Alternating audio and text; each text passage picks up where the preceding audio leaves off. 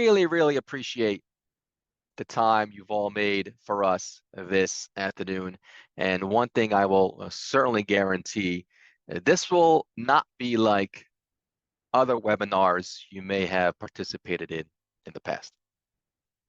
This will be a different kind of webinar, and I think you'll get a lot out of it in terms of how to connect with individuals, right? These interpersonal skills. Speak so the world listens, right? Speak so the world listens. You have a great idea. How do you ensure that it's conveyed to the person in front of you? What is that great idea? Well, it could be, look at all this great work I'm doing.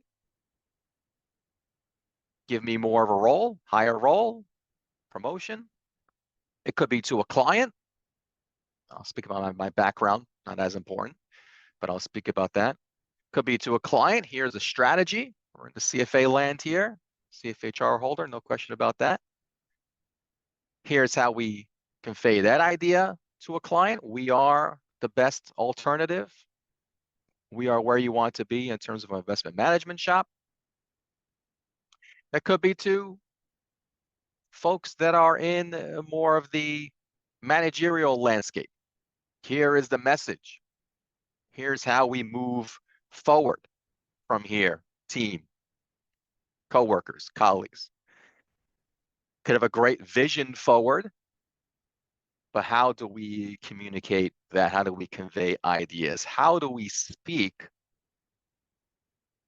so the world listens? And we'll chat about different frameworks, right? How to do it in this sort of environment, right? This virtual environment some people are in. I'm in the office today. Some people are out. Is it virtual to, is it sort of virtual to virtual, right? That sort of thing, I think is very important to discuss.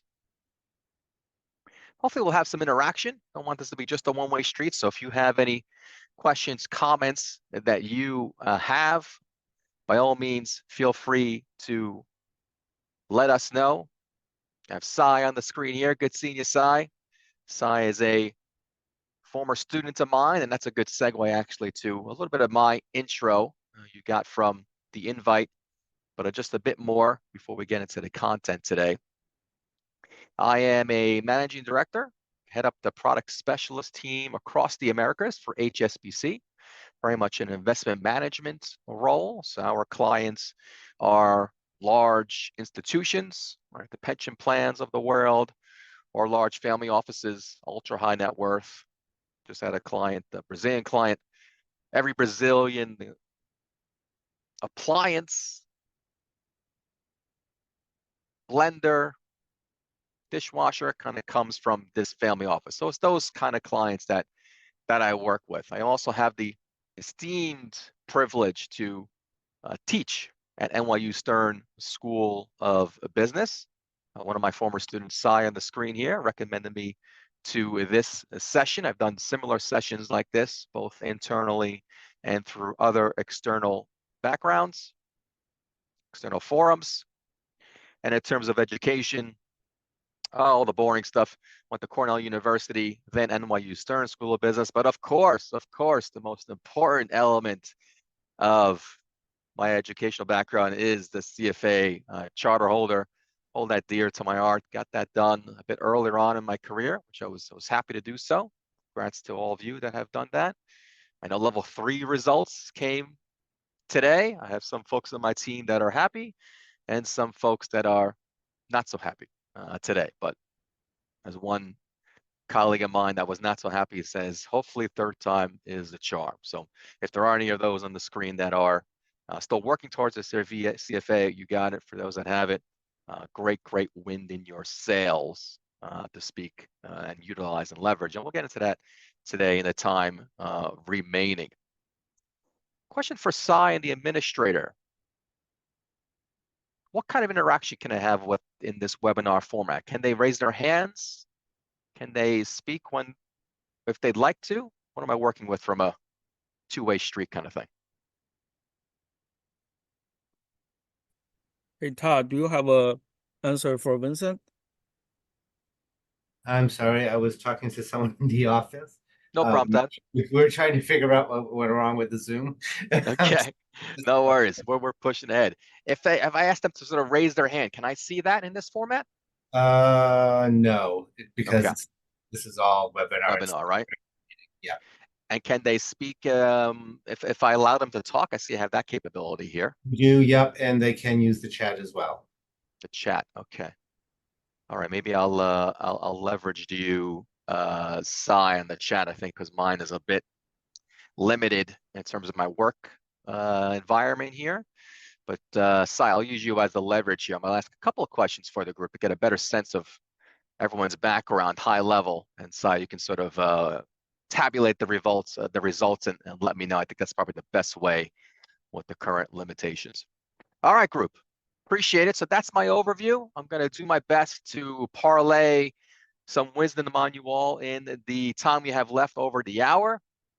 I'm going to put together the high points, the key insights, both from the working world, in the leadership role I have, in the very much client-facing role I've been doing this for over 20 years now, and also in the classroom, some NYU Stern tidbits, teach a couple classes there.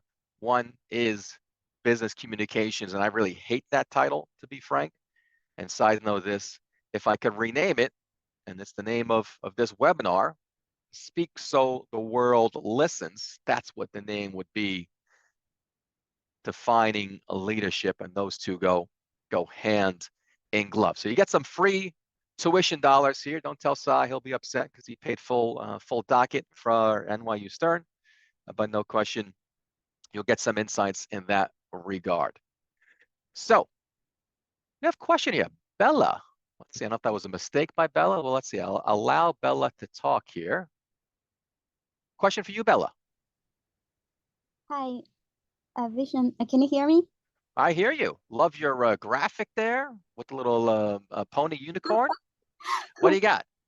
Uh, well, so you shared your journey in the financial industry, and then from your start at Maryland and to your current role at HSBC, and then you're also a professor at NYU. So I was wondering, what were some of the most challenging aspects of transitioning between different roles in the companies within the finance sector? And yeah, so how about the leadership? You basically you navigated through the whole journey. Yeah, thank you. Yeah, fantastic. Thanks so much, Bella. And we'll certainly speak to that. And this is a great, you kind of set me up for my next part here, Bella, which is fantastic. So I'll ask this, and you can raise your hands. It looks like I can kind of see that. So I'm learning this new functionality as we press along here, which is great. For folks that have, call it 5 to 10 years experience, and again, this will dovetail with what Bella has inquired about. 5 to 10 years working experience, please raise your hand. Okay. All right.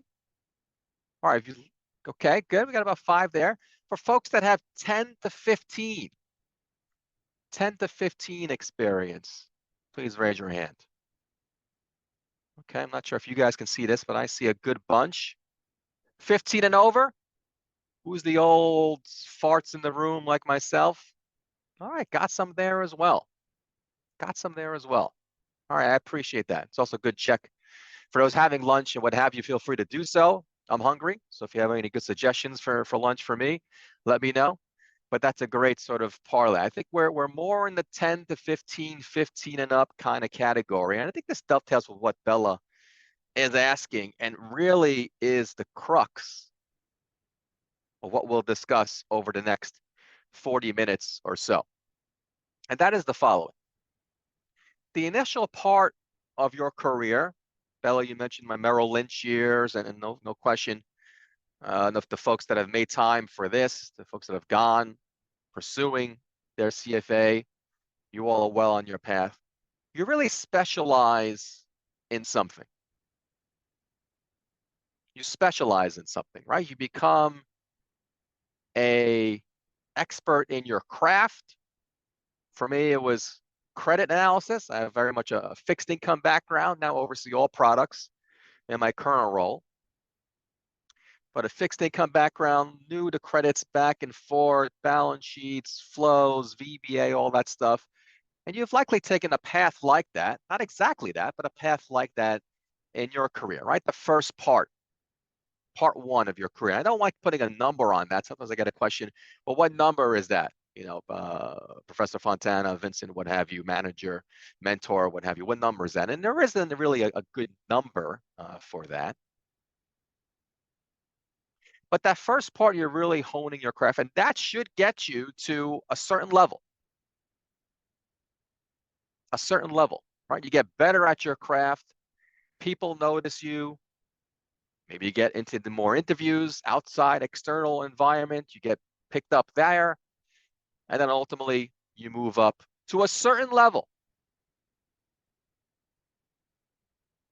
And now what we'll speak about today, and I think, again, this dovetails with the experience on the call, is how do I get to that next level? Kind of tapping out, and perhaps I'll imagine I'm watching you sort of nod watching this, like, yeah, I'm kind of here, but how do I get to that next part? All right, how do I get to my boss's role or my boss's role, where maybe they're overseeing a team, they're doing more external responsibilities, they're getting projects that I'm not as privy to, they're talking strategy, what for the organization. How do I get there? And it very much is being able to convey your ideas. Speaking so the world listens. That, I think, to me was back to your question, Bella, the biggest challenge is to really sort of right size my day-to-day, my skill set. Me saying, okay, let me pour more time into this bucket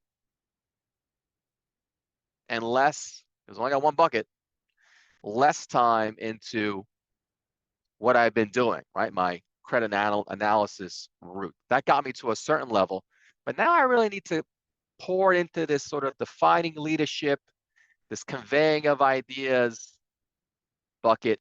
And that's ultimately, I feel, what took me, and I see it elsewhere, I'm no individual superstar here, gets those folks to, okay, this is a person that can manage a team. This is a person that can discuss with us strategy.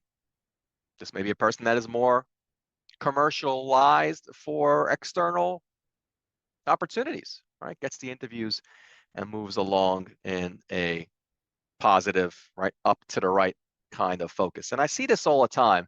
You know, I've had the privilege to be a part of what we call these talent reviews, right? And in my space, it's very much, and I think it's more finance oriented in this kind of a segment. When I'm chatting with Cy and his fellow students at NYU Stern, we have tech people there, we have marketing, a nice little breadth, but I think here it's more depth, right? Probably more finance sector, more asset management, more investment management focus, which is cool. I think I can zoom in on that, and really my examples should resonate with you.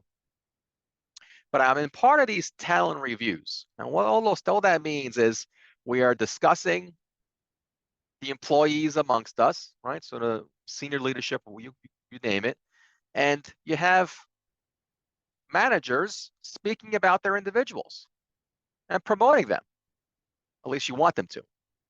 But presumably you're doing a good enough job. Maybe that first part of your career has done well. And you're now being promoted amongst this talent review of senior management. And you're saying, hey, Edmund, you're manager of Edmund. Edmund has done a great job. He's a producer, gets his results on time. Okay, great. Then a manager says, hey, yeah, David Mardo. David's a great guy, producer, overachieves, always wants to do more. What about Charles? Charles Collier. Yeah, Charles. You have Charles manager in the room. Charles wants to do more. I think he's ready for that next step. You have Sharon's manager, right? You have Robert's manager. Mackenzie, Joseph. All of these people are being promoted in this talent review. At the end of the year, you just run October for us, maybe twice a year. And what that next perch is. Maybe it's a managing director porch, especially if you're, for those into that 10 to 15 year plus, 15 year plus kind of range, right? That next level. For HSBC, we call it global career bands. You want to get to a certain band, more stuff opens up for you, no question about it. Title opens up for you, even internally, but also externally. You get maybe knocked down, your door gets knocked down a little bit more when you have a nice title next to your name for a large bank, whatever the case may be. How do you get there? Okay, so you're getting that promotion from your managers. And I've been in that room, right? But in that circle, and you have the CIO, right? And they're listening. And someone is speaking about Ying or Leon or Edward. And that CIO may say, I don't really know Charles. Edwin? I don't even know Joseph Crowley. You know, I've heard of him, but I don't really know who he is. And I've heard the CIO, powerful woman, she said it frankly. That's Edmund's problem. I don't know who Edmund is, right? That's his problem, right? It's up to them to become onto my radar screen, not vice versa, right? There's 6 of these people that we're talking about. All can do the job that's available. All can perhaps be able to fill that promotion. But it's only one that makes it there. Right? Only one that makes it there. And I've seen this time and time again. And again, I'll circle back to your question here, Bella. Time and time again, it is very much the person that can convey their ideas, not the person that has the best ideas, not the person that is the biggest producer. It's the person that can make the connection that gets that post, right? That gets that post. And that's what we're speaking about today, and why I think it's really important to, you have your resource bucket to pour it into this element. It's a highly commercializable, I'm making up that word, hand up, skill, meaning it'll translate well in other firms if your firm, for whatever reason, doesn't notice it. And no question, it'll help you in your current firm. In fact, it'll get you to where you want to go. Perhaps, and I would say likely more swiftly than just doing the better job, right? Being the better producer, so to speak. Speaking so the world listens. And we'll get into those elements, how to build upon that. I'll be a little bit of a miracle worker here. Of course, we speak on this is 8-10 weeks. We have programs internally here at HSBC that I speak to, mentor a few folks, but no question, I'm very confident I can give you the high points to think about, the takeaways, and the folks at the CFA, Society Boston have been great. We can certainly maybe build upon this, give them the feedback, and do more in the weeks and months ahead. Any initial questions before we dive into it a little bit on the slides here? Questions, comments? All set? We got one. Sai, what do you got, sir? You're already on the docket. Hi, nice to see you, Professor Vincent Fontana here. Sure. I just want to make a comment on the actually 4 skill sets that I learned from the future of investment professional. One of the research from Service Institute. It mentioned that at earlier of our career, as you mentioned, we have a technical skill, and then we have soft skill, leadership skill, and then it mentioned T-shaped skill. I think all of those skills needs your communication skill to connect everything, as you mentioned, to convey your idea. And also especially the T-shaped skill, when you try to work cross-functionally, you want to talk in the language that other people understand. That's spot on. Spot on. And I think this is something that I'll touch on, but you brought it up here, Sai, so I'll touch on it now. Is these skills, right? Soft skills, to me, sometimes almost feels like it's a secondary skill. But I tell you what, over the next 10 years, with AI and technology and a lot of this credit analysis stuff that I spent a lot of my early parts of career, likely will be automated or certainly made easier. It not only will be a soft skill, but I'll argue it will be the skill. These interpersonal skills very much will be that element, right? Very much will be that element that propels you forward, because the other stuff can kind of be done a little easier than it used to be, right? A little easier than it used to be. So you're spot on there, the future, and no question. So let's get into some accountability, right? I always start with a slide before I ask of what you all should be doing in this 1-hour seminar, what I should be up to, right? It's accountability for me. We chatted on this. This will be a different webinar. Hopefully you see that already. We'll continue to push that forward. The next frontier. Yeah, we'll get into that as well. What is that next frontier? I just touched on it a little bit. As AI and technology, I mean, it's amazing to say, but no question, I'm seeing it. I'm reading about it in terms of our investments that we have for our clients.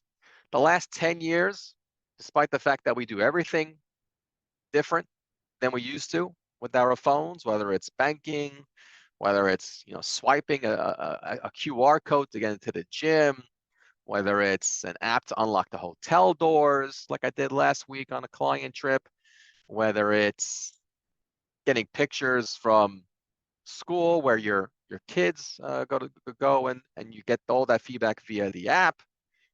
Any conference now is completely app-based. Very different than it was, call it 10, 15 years ago. Technology was moving slow. Technology was moving slow relative to where we're going. And again, why this next frontier is so important.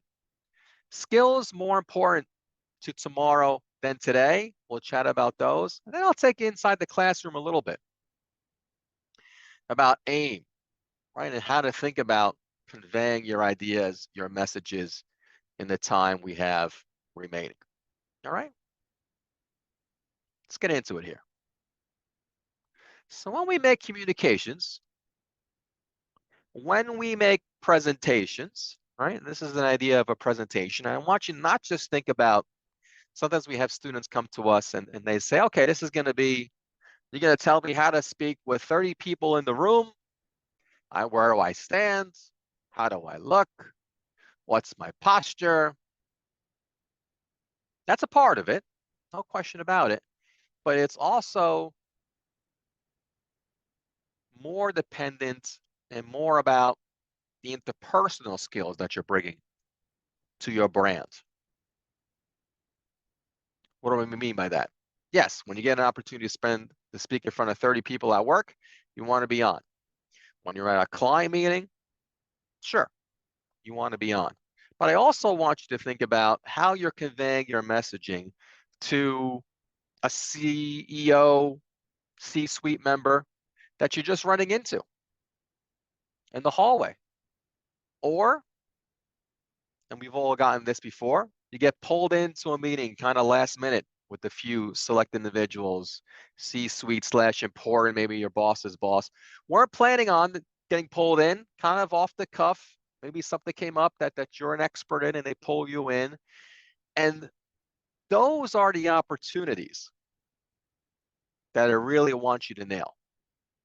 Those are the opportunities that get you from that first part that Bella spoke about to the next phase, where you're conveying ideas with confidence, your messaging is clear,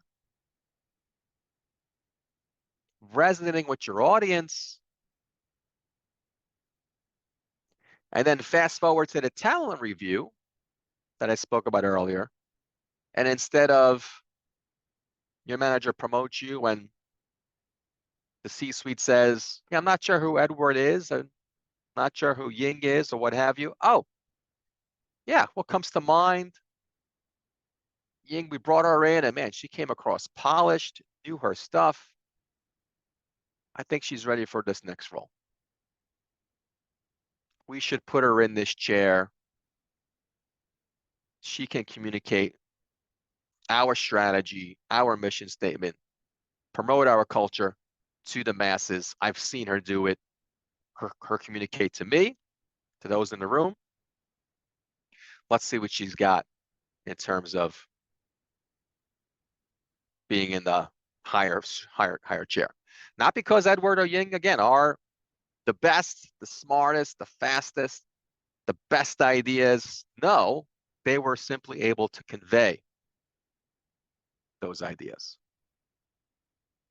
those messages. When we get to presentations, I'll sprinkle in these tidbits as we go along here. Don't have, of course, the 3-hour class here. So I'm going to sprinkle them in. Again, if you have questions, let me know, get your thoughts. You want to relay something that you're seeing on your side, personal experiences. You can tell I'm already speaking about my personal experiences, telling some stories, which is a great way to connect. We'll get into that as well. Feel free to share yours and we'll address them. You want to connect, right? As I said earlier. Sometimes a lot of folks come to me, whether it's analysts or colleagues, hey, you seem to convey your ideas great. We do a lot of webinars like this for HSBC, external for our clients, dinners across the country where we're speaking to clients, external conferences. And what I always think about, those are all very different forms, right? Very different forms. External, where I know the audience is likely not just focused on me, right? Kind of like today. Can't see your faces. I know it's lunchtime. You're probably at work or at home working. Don't have 100% attention.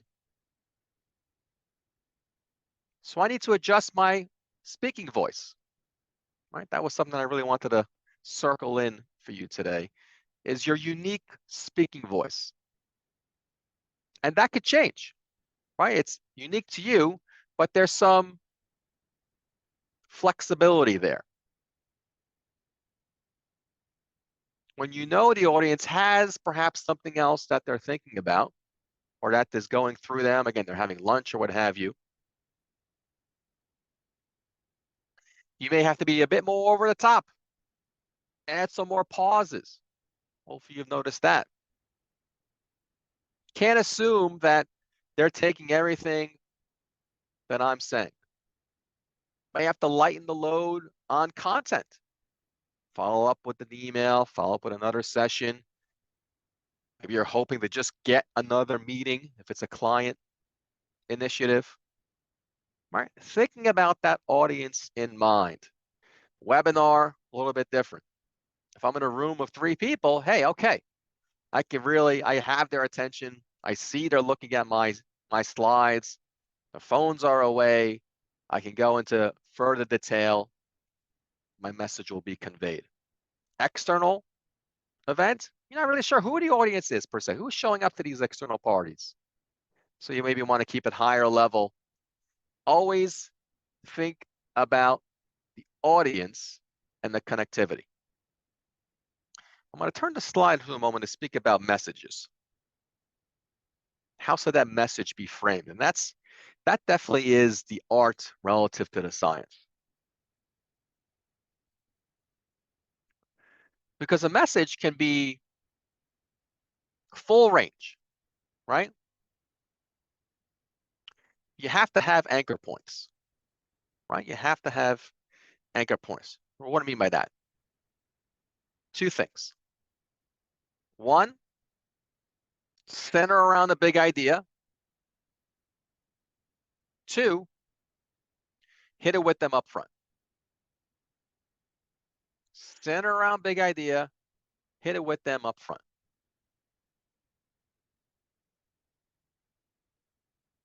Sometimes I speak to colleagues, they just came out of a client meeting or something to that effect. I don't think that the client really got what I was trying to say. And I said, all right, well, what was it you were trying to say? And they're speaking for a minute, kind of rambling on. And the truth of the matter is, if our message is not concise, easily digestible, and we know the message, right? We know the content. If we can't get it out or compartmentalize it in a succinct way, for sure, the other party isn't going to be able to do that. Right? So think about that big idea.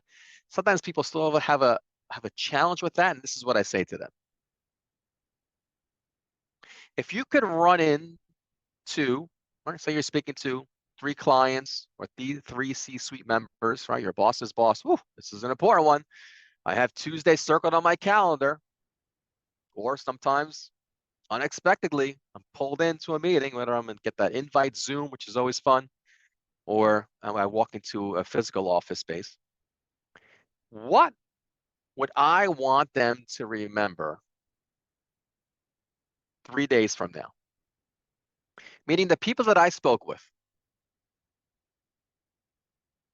If I run into them 3 days from now and ask them, hey, what did you get from my talk 3 days ago? What would you want them to say back to you? And that's how you position your content. Right? Position around that big idea. There's other elements, there's support involved. Maybe it's 2 big ideas if it's that kind of format. But always think about, what's a takeaway or 2 takeaways that I would really want them to regurgitate back to me in 3 days if I saw them in the street, in the hallway.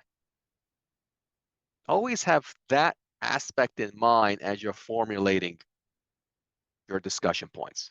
It's challenging, right? We speak about business writing. I think business writing is easier.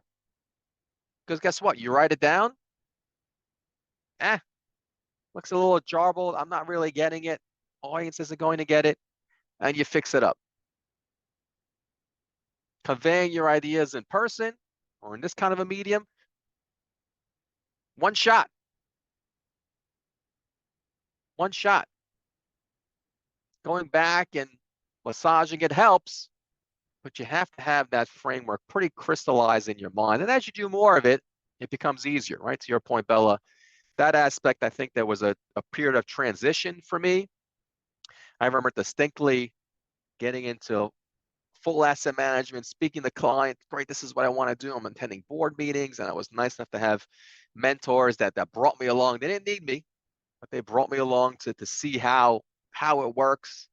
And it was terrifying in the beginning. Right? I was traveling with 2 senior portfolio managers. I remember like yesterday, I was up in Nova Scotia, pension plan up in Nova Scotia. It was the night before, board meeting the next day. So we flew up there, all set up, and they both looked at each other and said, okay, tomorrow morning we'll decide who says what. Sounds good? Okay, great. Meanwhile, I'm like, what? Wait till tomorrow morning? I was hoping to prepare tonight after you guys told me what my part's going to be. You guys are pros, 20 years more experience than me. And then thankfully was able to pick up, and I'm sure that presentation wasn't my best, first time out, so to speak, but I got that practice, right? Got that practice. But this kind of format is the key. Here's your part, Vincent. Okay, what are my 2 takeaways? One takeaway going to be for this particular audience. So that was one segment. The second part that I mentioned up front, think about the attention curve of the audience. Really important. Again, this takes practice. Very commercialized. If you do this well, pay, opportunity, promotions typically follow, is ensuring that you are maximizing the attention curve of the folks in front of you. Forum like this, conference room forum, 3 people like on the screen here.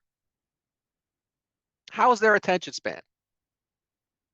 It's going to be higher up front So get that big idea going up front. It's usually high when you're about to finish. So summarize with those takeaways. And then it's up to us as conveyors of information, right? Speak so the world listens, that we bring that attention span up between the two high points that are already there, beginning and end. Beginning and end. Do we make some compelling presentation, right? Some images or what have you? Do we bring a story to work?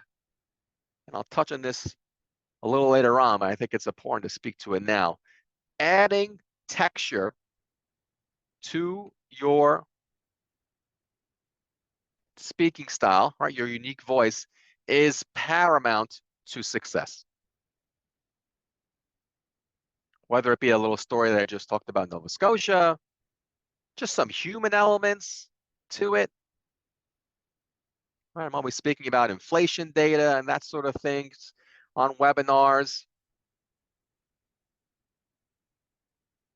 You can mention inflation has been going higher, or you can speak about went to the grocery store and I start to see the yogurt prices creeping back up again. Right, those little human element textures make the message easier to digest for the audience. Easier to digest for the audience. And again, not the best ideas, the ones that resonate, that land. Those are the folks, back to my talent review, those are the folks that tend to be elevated. Storytelling, adding human texture, a skill that was worth a ton over the last 10, 15 years, going to be worth double some, in my opinion, over the next 10, 15 years. Because you think about how AI is already starting to transform. We got co-pilots on our phone, data that I can just pull up, presentations. You used to have analysts helping out make presentations all nice and snazzy. Now that's getting really pushed out.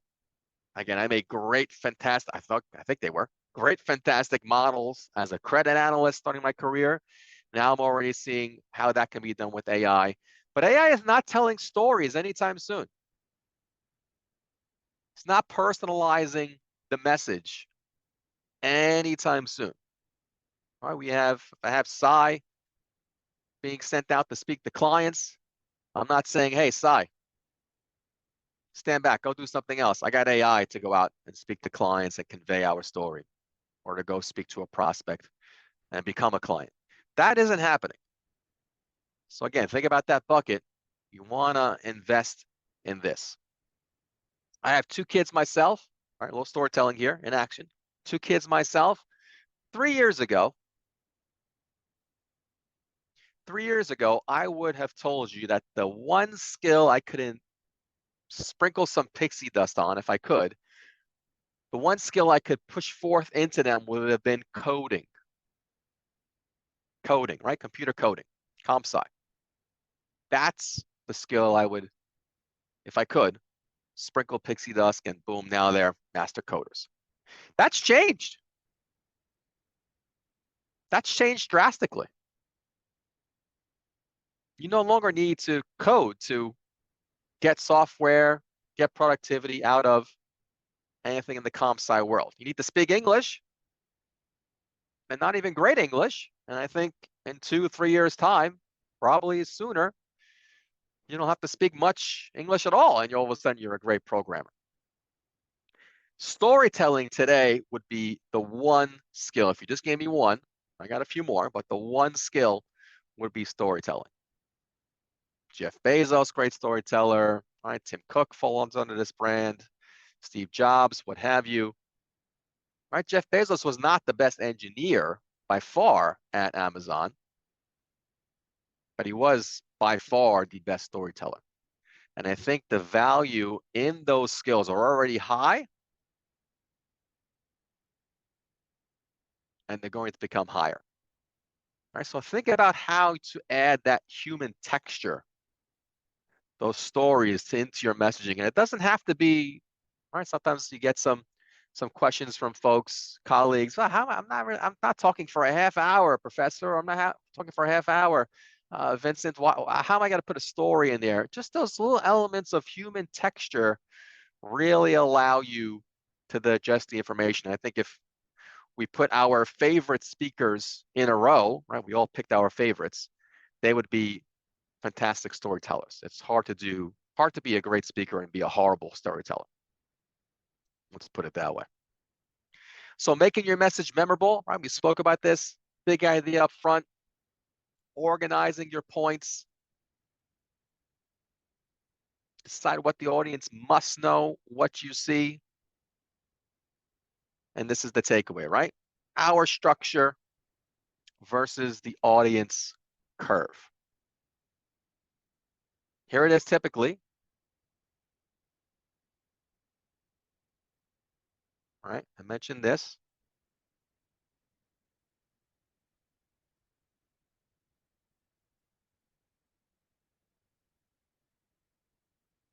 Big idea up front. And here's what we need to do. Right? It's sort of bring these aspects to the forefront and allow yourself to get these peaks back in there. Right? Whether it's different big ideas, resonate once more, something that's a little bit different, the story to bring them back in line. All for these two key points. Developing your unique speaking voice, right? What's unique to you? And that could be a range, no question about it. It could be a range.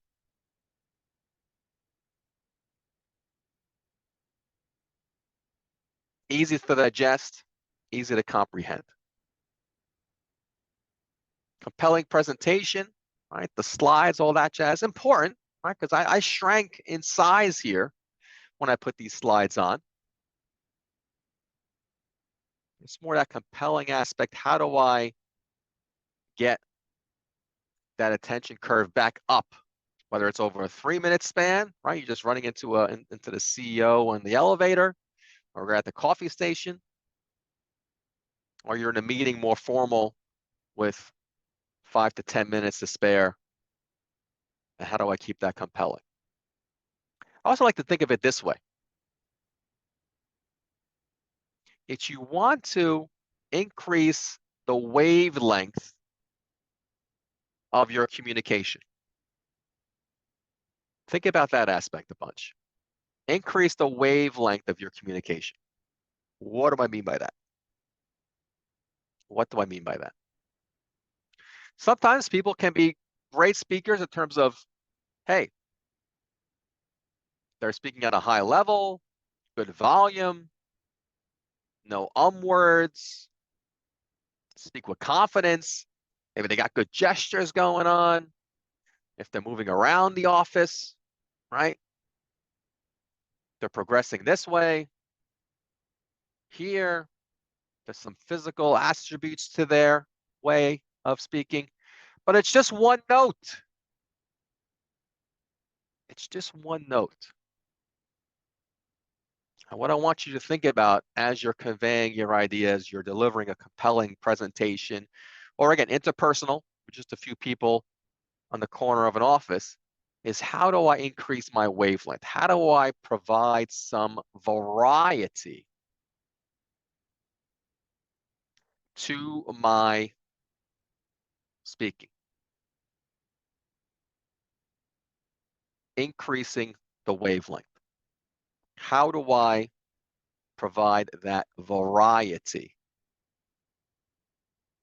So is that vocal variety, right? Just did that there. Higher voice, lower voice. Am I pausing? Hopefully you've heard me do that a bit today. Am I slowing down important stuff?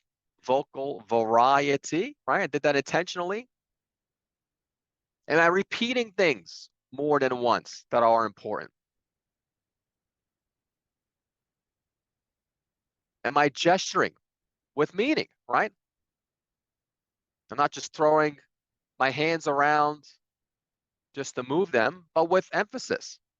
And if you're in a bigger forum, I do this sometime, no question, like a little nervous gestures or what have you. A little easier in this more smaller, welcoming group here. But if you're in a meeting of 300 people, conference, I sometimes catch myself, I'm doing that, making this point, that point, this point. Well, there's not any variety with my gestures. Got to keep them meaningful. But adding the wavelength, making that wavelength wide, so there's variety in your speak, will allow your ideas to be conveyed and translated at a much better clip. Right? That's the key point there. Briefly on aim, because we've spoken about this, just not technically speaking. The audience, right? That's the A. Message, we spoke about that. And the I is the intent. What is the objective? Sometimes that is underlooked. What is the objective you're pushing forward in this meeting? Whether it's a client initiative, 3 in the room, what is the objective? So keep this aim format in mind. Not brain surgery here, but it very much gets you to the next frontier, right? Get you to where you want to go in terms of communication. And that's how you get there, right? That's how you get there. That next level up, I'll circle back to your question, Bella. We'll open up here for questions in just a moment again. But that's how you get to that next level, that next frontier. Putting these facets to work. Thinking about your audience.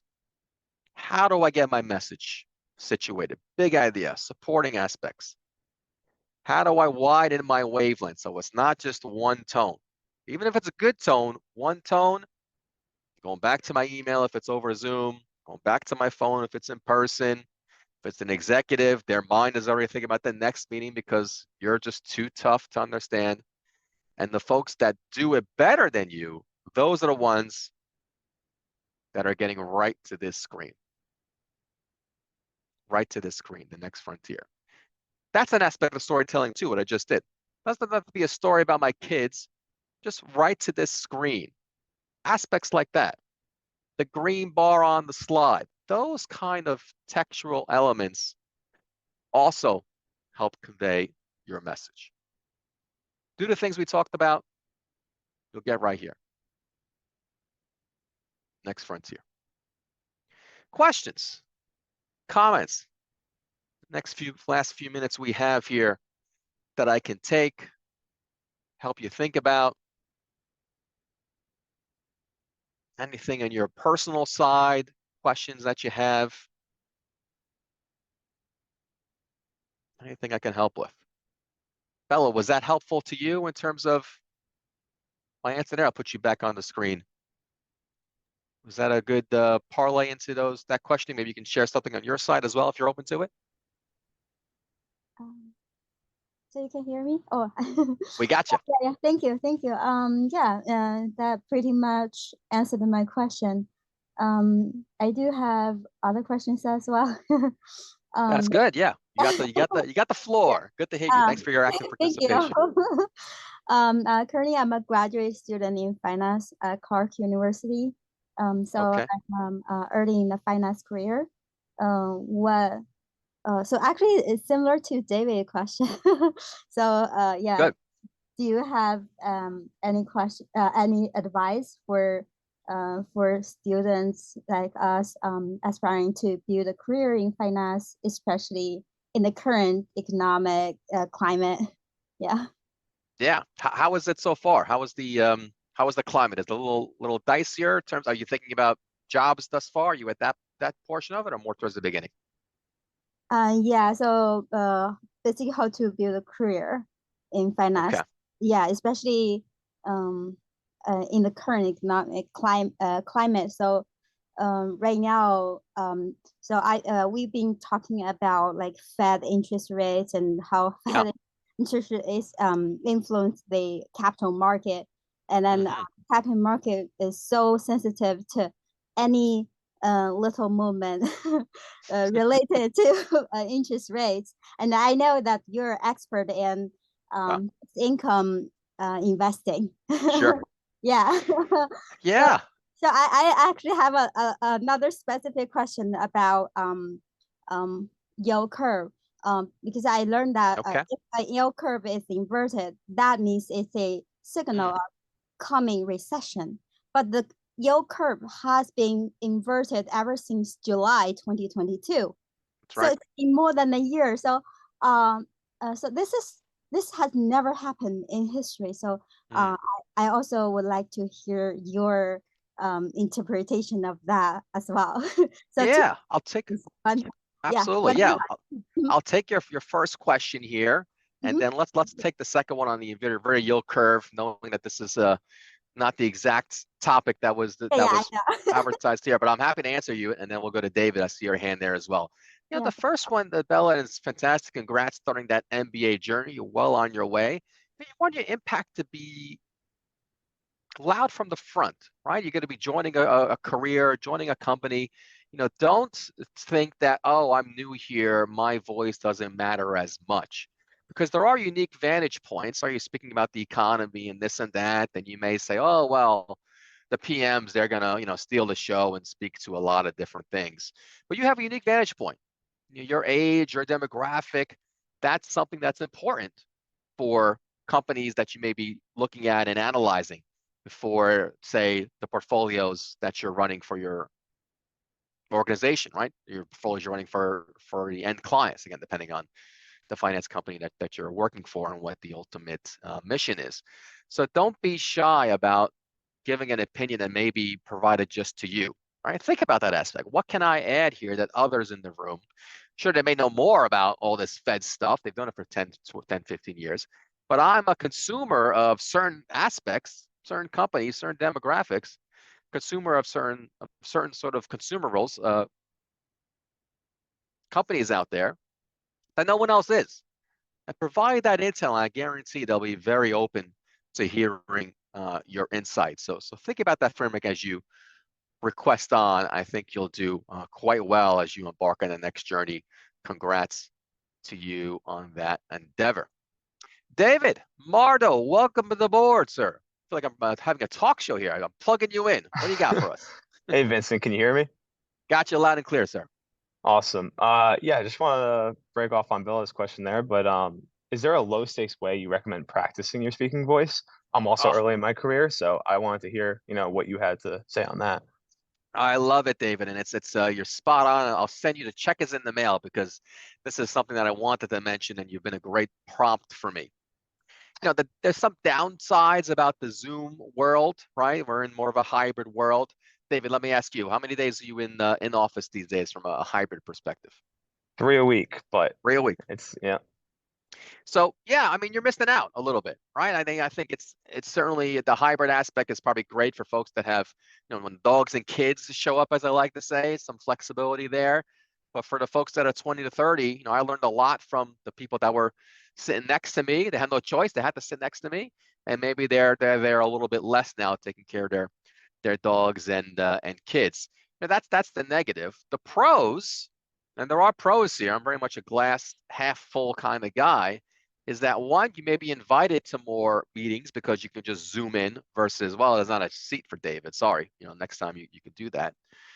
Two, there may be more opportunities to speak because there's more webinars and all that kind of thing going on. So be sure to raise your hand, David, and find those crevices where you can get into a speaking role and get your name out there, especially early on in your career. And three, David, and I will say this up front, right? Notice the pause there, the change in the wavelength. I'm kind of just speaking about what I've been talking about. I'll say this up front. This is painful. But with Zoom, you have now the capabilities to record yourself and to watch yourself speak and learn from that. Is it painful? You betcha. It is super painful. But I do the pain as well. I'll rewatch a webinar that I give to our clients and say, okay, well, that wasn't really too clear. maybe I watch it 5 days from now, so I kind of forgot exactly what I was trying to say, and I watch it back and I say, what's my key takeaway, right? Back to the messaging I mentioned up front. What's my key takeaway here? I don't even know. And I spoke it 5 days ago. So I need to be more clear. Some things I like, I love my gestures here, love the pause, loved how I really accentuated the point. This is that key takeaway that I wanted the audience to take. I think I did that. Can always improve. One thing I noticed that was a subconscious thing, this is a year ago, we switched vendors on the webinar front. And long story short, what he was doing, the guy behind the curtain, he was, when we were speaking for long stretches of time, he would zoom in and make our screen very loud. So say it was a panelist of 3 people. When I was speaking for over 2 minutes, he would make my screen take over the whole panel. And then after I'm done speaking, he would zoom me back out, and then the 3 boxes would return. Subconsciously, what I noticed when I watched the video was that I'm kind of speeding up. I'm speeding up when I get the full stage to myself. Even it made me a little bit nervous. Like, hey, my 2 buddies that I'm speaking with, I'm always looking at what the audience is doing, what's their reaction, did I lose them? And I lost that when I got the zoom in, right? When I was the only person on stage. So I had to adjust the way I was speaking. And there's no way I would have learned that or taken that or picked up on that if not doing the painful viewing. So utilize Zoom. Again, it's here to stay. We know that. Utilize it to the benefits there. There's some cons, but there's a heck ton of pros. Record yourself. Obviously, you can do this with your phone or what have you if you want to practice. But seeing yourself in action will dial you up and get you more so in that talent review discussion loop that I mentioned at the forefront of our session. Thanks. Yeah, I think that's great advice. All right, my pleasure. Thanks so much, David. Any other questions for us this afternoon? Well, thanks so much. I know you're staying a little bit late here. This was a great group. Thanks for your active participation. Thanks to the CFA Society of Boston for welcoming me with open arms.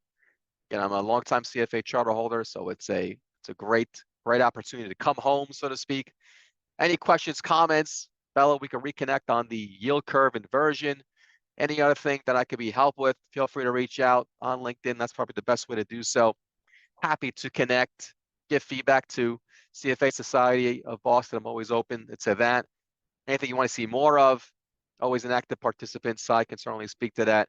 And I'm happy to come back and perhaps do a more in-depth series or part of a panel. I do that for CFA Society of New York in the past, do it for NYU in a few different forums, and certainly in the corporate world. More than happy to do that for you all, the Bostonians of CFA land. Thanks again for. All right, Vincent, thank you so much. Have a great day. All right. Thank you. Enjoy the rest of the week.